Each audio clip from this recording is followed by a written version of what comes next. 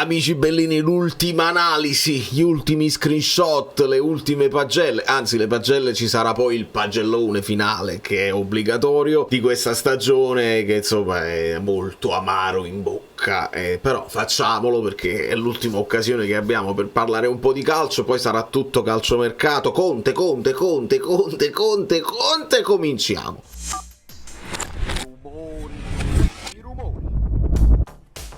Allora, do il benvenuto a Cristina Falteri e a tutti quelli che si sono iscritti magari ieri nella live. Vi è piaciuto l'esperimento, che poi è un ritorno al passato della live reaction? Ogni tanto la faremo, iscrivetevi al canale con fiducia, poi lasciate i like che devono essere propedeutici per la prossima stagione, perché ci servirà tanto buon pensiero positivo. E voglio dire subito una cosa, perché sto leggendo la qualunque e purtroppo sarò solo, o saremo soli quelli che della community sono d'accordo con me, contro il mondo, perché già si sta dicendo Conte senza coppe, il Napoli favorito per lo scudetto, un illogico senza precedenti, e non dobbiamo nemmeno andare, noi l'abbiamo fatto, è tutto documentato che il Napoli senza coppe non migliora la media punti così, però partendo senza coppe è una cosa nuova. L'importante però è capire che l'Atalanta con le coppe, addirittura andandolo a vincere e non snobbandolo, l'ultima partita vince, segna, e invece la Juventus senza coppe ha fatto un campionato mediocre, un girone di ritorno assolutamente deludente. Quindi non fate assiomi e sillogismi, perché altrimenti ci mettiamo da soli una pressione che ci vogliono mettere dall'alto, che non ci meritiamo e che non dobbiamo avere, perché altrimenti al primo pareggio si sfonda tu quella Juventus e siamo andiamo a vedere però gli screenshot per poi dare dei voti che vogliono essere dei voti della partita. Ci tengo, perché ho letto in giro voti 4, 3, però no, per la partita nello specifico il Napoli non comincia nemmeno male, ci hanno provato, anche questa volta ci hanno provato, però senza quella rabbia, quella foga di trovare il risultato a tutti i costi, perché la stagione è così, e ogni volta che abbiamo detto ma forse il quinto posto è buono, forse anche il sesto posto, mano a mano il Napoli scendeva sempre di più. Però la prima occasione buona l'ha il Lecce con Dorgu.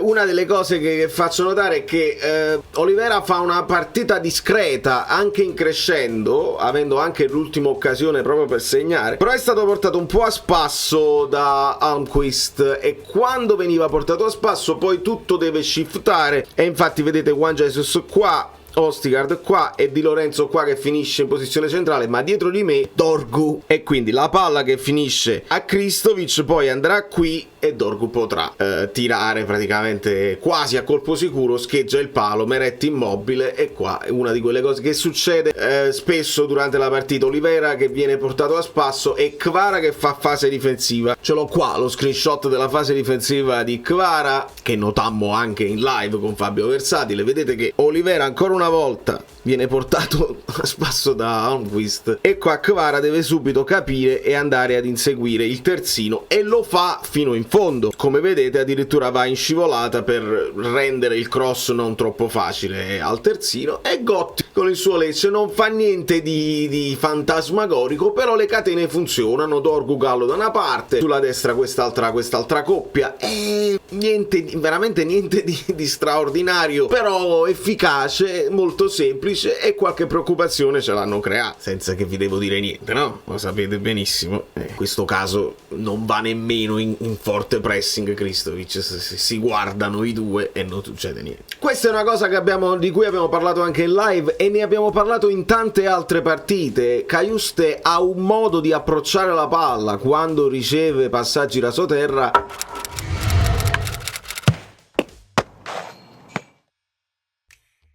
di movimento senza palla, e molto spesso riesce a far scorrere il pallone e poi a entrarne in possesso con un movimento che manda fuori tempo l'avversario. Questa cosa è proprio una caratteristica di Cajuste, lo fa bene, non è un caso, lo fa spesso, e benino, insomma, il benino è un po' tutta la parola d'ordine della partita, se vogliamo anche della stagione, dei singoli, perché ognuno fa qualcosa benino, poi alle volte fanno qualcosa malino, più Thank you. Però poi c'è anche il malissimo e poco invece il benissimo. Ci sono stati pochi momenti di benissimo, però è tutto un 5, 5 e mezzo, e Cajuste rappresenta un po' tutto questo, perché fa questa cosa bene, però poi quando entra in possesso di palla non ha una visione di gioco, non ha un tiro preciso, né forse potente, ma non va in porta. Nell'occasione di ieri è stato anche sfortunato perché dopo una deviazione prende il palo. Però nel secondo tempo dobbiamo sicuramente segnalare l'impatto di Ngong, che entra benissimo, entra fresco di testa, a spunto, a dribbling, a tiro in porta, è già al 48esimo da questa zona, però deve essere azzurra, fa partire questo tiro non angolatissimo ma potente, parata plastica di Falcone, e da qui si deve ripartire, e vorrei che si ripartisse con un Ngong titolare, cioè nelle gerarchie questo ragazzo deve partire titolare perché si vede che ha più freschezza. Poi dobbiamo capire la situazione di Politano, dei vari Giuffredi Boys, se ci sarà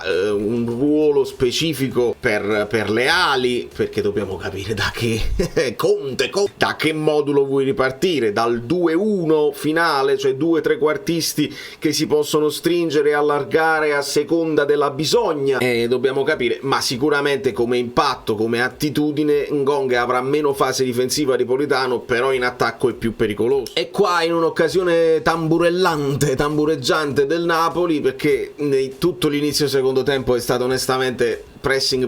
Questa doveva essere la famosa partita, sai, la partita stregata che ti capita all'interno di un campionato, se stai facendo tutto bene, benissimo, e passa inosservato, se non sbaglio proprio con il Lecce, con Spalletti.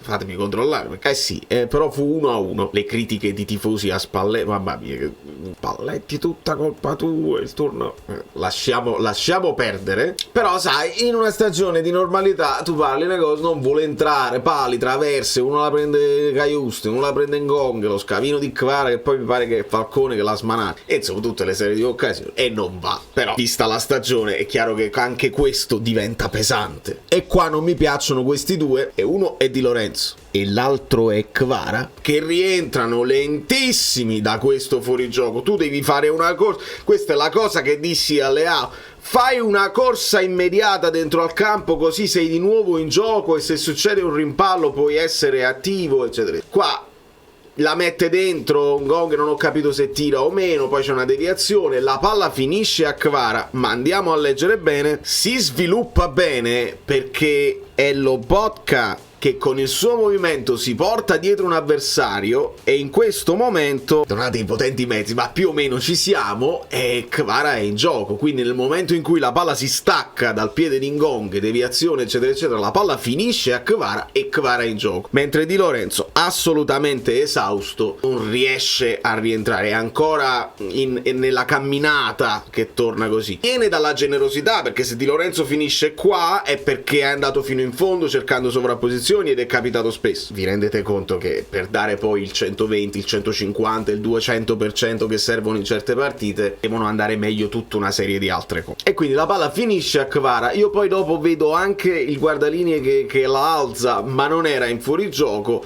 e in questo caso Kvara la ciabatta un pochino e la palla finisce fuori di sinistro. Questa invece è l'occasione di Cajuste, palla che va in mezzo alle gambe e viene deviata e finisce sul palo con Falcone battuto che se la guarda, nessuno riesce ad andare in ribattuta. E poi questa è l'altra occasione che Ngong è addirittura di destro, quindi adoro tantissimo. Qua fa il suo solito movimento, aiutato anche, ci tengo a sottolinearlo perché altrimenti capitano indegno, Lorenzo che continua ad andare a sovrapporsi e si porta dietro Gallo, quindi si crea l'1 contro 1, e qua è bravissimo Ngong perché va sul sinistro, poi se la sposta sul destro, cosa che Dorgu non si aspetta, e il tiro poi di Ngong finirà sulla traversa a portiere battuto. Da qui si deve ripartire. Ora, visto lo 0-0, tu dici tutto male, sì, però nel momento in cui entra anche Osimhen, mi dispiace che non abbiamo fatto questo anche nel primo tempo, perché c'era Simeone, qualche cross in più doveva esserci, però il Napoli nel secondo tempo crossa di più, e anche con Raspadori. Poi entra Osimhen, ha più senso, però i cross con Raspadori no. Però in questo caso cross di Di Lorenzo, e dobbiamo far vedere come il Napoli alla fine riempie l'area con tantissimi uomini, che questa è una cosa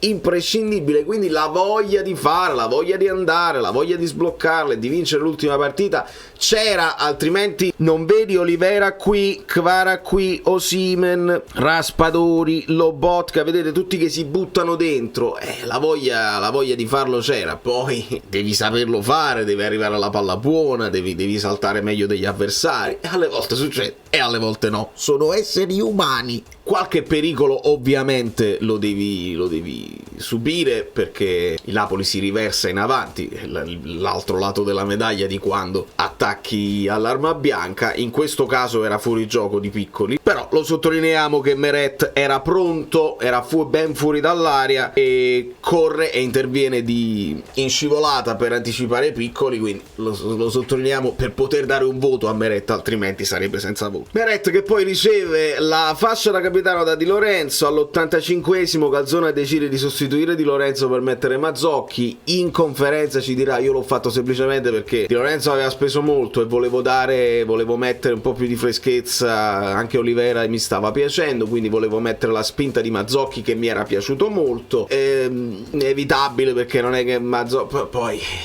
sono quelle cose, se ti riesce e Mazzocchi indovina il cross giusto, hai indovinato il cambio. In questo caso passerà alla storia come il cambio che regala fischi diretti e personalizzati al capitano, e adesso ne dobbiamo parlare perché si sta parlando di questa rottura insanabile, e Giuffrida che parla sempre, però lui dice pure vale solo per Di Lorenzo, Politano e Mario Rui non si toccano perché non hai mercato per i tuoi assistiti, diciamo la verità, e quindi ne parleremo, perché invece Conte ci fa sapere, chissà chi tiene le cimici per Conte, è che lui ritiene De Lorenzo incedibile, quindi già scontro frontale tra De Laurentiis, Mann, Chiavelli e Conte per cosa fare del capitano e dei giocatori che quali Conte vorrebbe ripartire. Sarà proprio un'estate divertentissima, la smorfia del capitano che vale tutta una stagione tostissima, pesante, una stagione che ti svuota, quindi il Napoli dovrebbe ragionare anche sul futuro.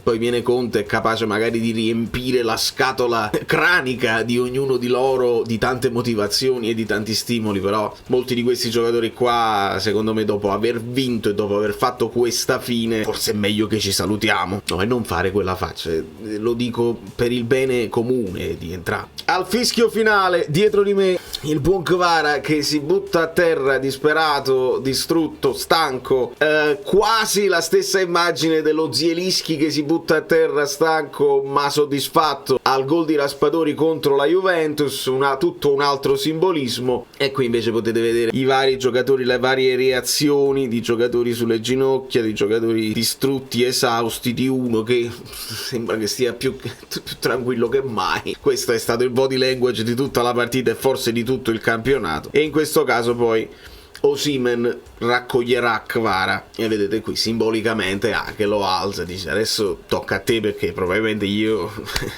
me ne voglio, però tu rialzati perché non c'è altro, non ci sono altri che si possono prendere la squadra sulle spalle. Non lo so se Kvara può essere il simbolo della rinascita, sicuramente è quello con più talento, quello su cui devi puntare. Non voglio assolutamente pensare di perderli entrambi, perché poi perdi idoli, perdi giocatori che infiammano anche la fantasia dei tifosi più piccoli, e diventa difficile. Ma con Conte figuriamoci se poi non arrivano grandi nomi, e qua dobbiamo riflettere insieme. Io ve lo dissi qualche settimana fa, i più attenti se lo ricordano, io dissi che con Conte probabilmente De Laurentiis vuole fare un discorso di mercato diverso, perché gli dirà e gli avrà detto già: tu sei più bravo di Spalletti, tu questa squadra me la puoi far performare alla grande di nuovo, quindi non serve una grande rivoluzione. E secondo me Conte deve ragionarci bene, perché è convinto di se stesso, ma serve alzare la qualità media, quindi ecco perché Kvara deve rimanere, perché Kvara è qualità e il resto deve funzionare tutto intorno. E questo mi porta a dire che a livello di voti vi anticipo subito, insomma, Meret 6, giusto per quello che vi ho fatto vedere. Tutti questi voti potrebbero essere in situazione di normalità, sai, seconda, terza partita di campionato. Per esempio Di Lorenzo dico 5, però potrebbe essere 5,5. La coppia dei due centrali, Ostergaard e Juan Jesus, sono stati puliti, hanno fatto buoni interventi,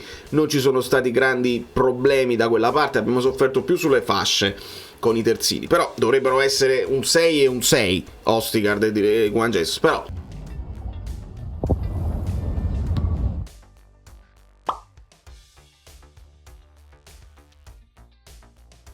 anche per il risultato della partita e per il fatto che l'ultima doveva regalarci una gioia. Di Lorenzo 5, Ostigard 5,5, Juan Jesus 5,5, Oliveira 5,5 perché portato a spasso, però poi finisce in crescendo. Anche sa 5, non posso dare più di 5. Lobotka 5,5, nonostante sia quello che probabilmente merita il 6, ma voglio diversificare, perché voglio dare il 6 a Cajuste, che ci ha provato in tutti i modi, poi c'ha i suoi limiti, però un pochino meglio degli altri come dinamismo, come voglia, come presenza dappertutto. 5 a Politano, un mezzo tiro nel primo tempo, poi dura 45 minuti la sua partita. 5 Simeone, viene incontro con generosità, ma anche il suo tiro finisce alto. Do 6 a Kvara, che ci ha provato anche lui in tutti i modi, senza essere troppo incisivo. E poi nel secondo tempo, al posto di Simeone Raspadori e al posto di Politano Ngonghe. Raspadori 5, cerca la sua posizione prima da centravanti e poi da sottopunta, però sbaglia tanti appoggi, mentre voglio dare 7 a Ngonghe, che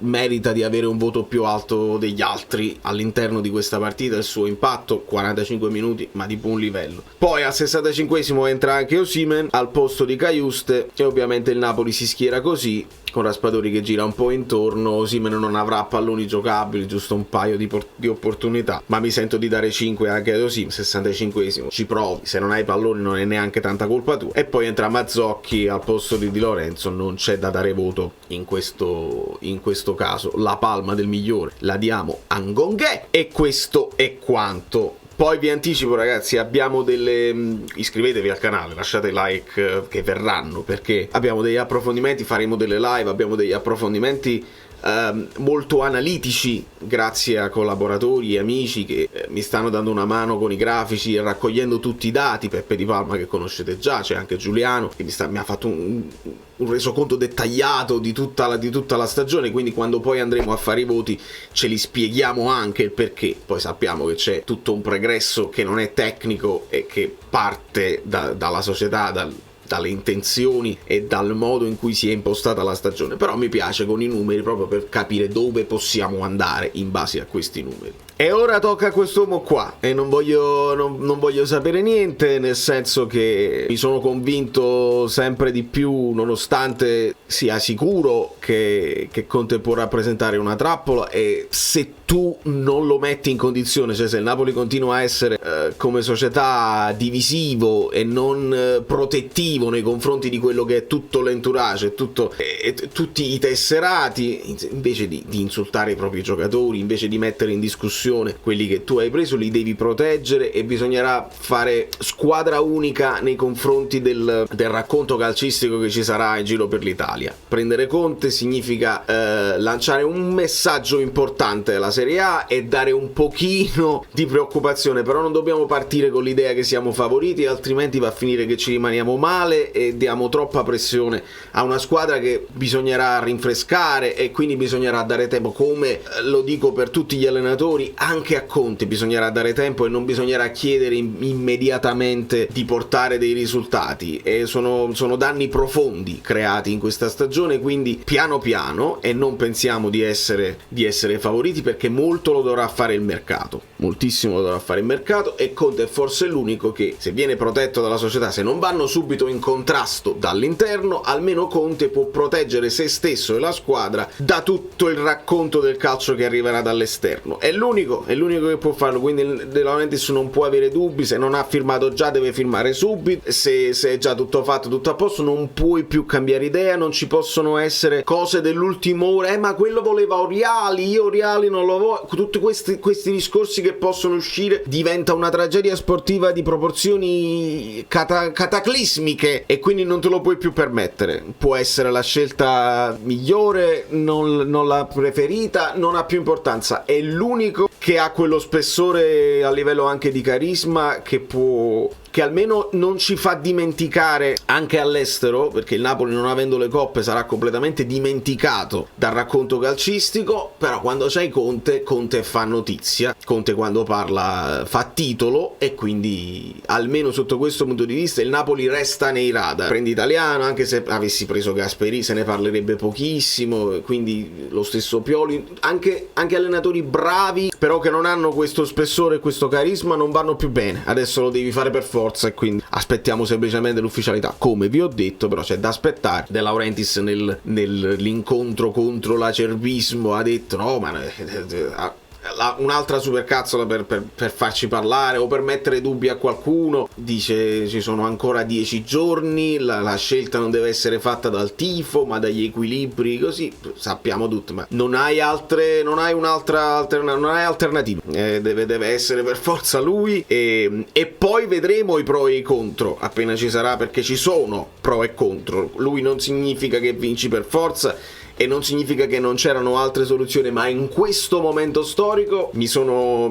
convinto che non c'è altra strada. Di conseguenza vi abbraccio e vi bacio, vi chiedo i like finali se ne avete per l'ultimissima analisi tattica con pagelle e screenshot. Siete stati straordinari, mi rivolgo alla mia community, in una stagione devastante, ad essere comunque compatti, a non farmi mancare il supporto. Veramente vi ringrazio tantissimo e ricominciamo con grande forza, grande entusiasmo. Il mercato è sempre aperto, la stagione è molto lunga e ci aspettano, ed è importante, ne dobbiamo parlare già da adesso, 38 finali più 2 o 3 partite di Coppa Italia. Vediamo, perché già stava passando un tabellone di Coppa Italia, Napoli, Juve Stabia, Napoli Torres fake, quindi tenete sempre gli occhi aperti quando escono le notizie, non credete subito a tutto, perché internet è così. Da New York, Valerio Fluido è tutto, vi abbraccio, vi bacio, a voi.